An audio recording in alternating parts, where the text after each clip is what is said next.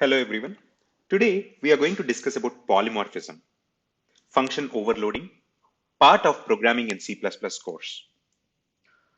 Function overloading in C++ is a form of polymorphism which allows you to define multiple functions with the same name but with different parameters.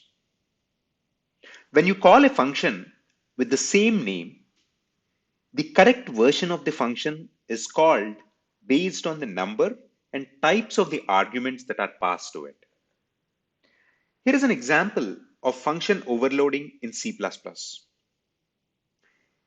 In this example, the sum function is overloaded with two different implementations, one for int arguments and one for double arguments.